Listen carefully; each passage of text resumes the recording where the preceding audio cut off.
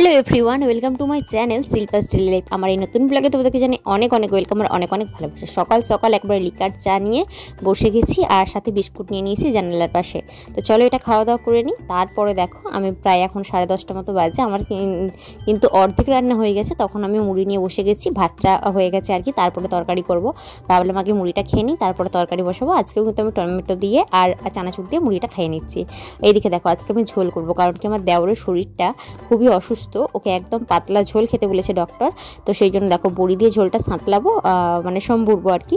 আর মাছটা পরে দেবো, কারণ কি শাশুড়িমা মাছ খায় না, মাছের স্মেল থাকলেও সেটা খাবে না, সেই জন্য শাশুড়িমার জন্য তুলে রেখে তারপরে মাছটা দেবো। তো এখন বাজে 5:12 আর সাংঘাতিকভাবে গরম পড়েছে। আমাকে দেখে বুঝতেই পারছো ফেসটার এইরকম অবস্থা। রুমের মধ্যে ছিলাম, ঘুম তো পাচ্ছিল, বাট এত গরম আর থাকতেই পারলাম না। উপরে চলে আসলাম ছাদে, যাই হোক একটু হাওয়া, রুমের সব জানালাগুলো খুলে দিয়ে আসলাম যাতে একটু হাওয়া ঢুকে সন্ধ্যাবেলা বুঝতে পারি। এ হচ্ছে ব্যাপার। ছাদে বসে আছি আর দেখছি আমাদের বাচ্চাগুলো সেখানে একটা কল করেছে ছোট্ট মতো, সেখানে টপ টপ করে জল পড়ছে। তারাও তোমাদেরকে দেখায়। এইদিকে দেখো আমাদের পিয়াস বাবু কি করেছে, একটা ট্যাঙ্ক বানিয়েছে না কল বানিয়েছে জানি না, বাট দুটো পাত্র রেখেছে ও। তো দেখো প্লাস্টিকের দুটো পাত্র রেখেছে, একটা থেকে আর একটা পাইপে টোপে টোপে জল পুষছে। কি বুদ্ধি এই সব ছোট বাচ্চাগুলোর।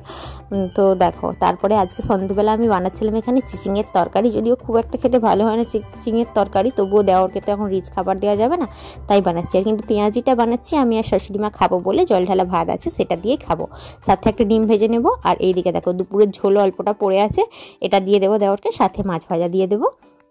আর এইদিকে দেখো আমাকে ছোট না আজকে একটা গোলাপ ফুল এনে দিয়েছে, তো বেশ ভালো। তো চলো আজকের মতো ভিডিওটি আমি এখানেই শেষ করলাম। কেমন লাগলো জানিও, যদি ভালো লাগে তাহলে লাইক করো, কমেন্ট করো আর চ্যানেলটিকে সাবস্ক্রাইব করো, আমার পাশে থেকো।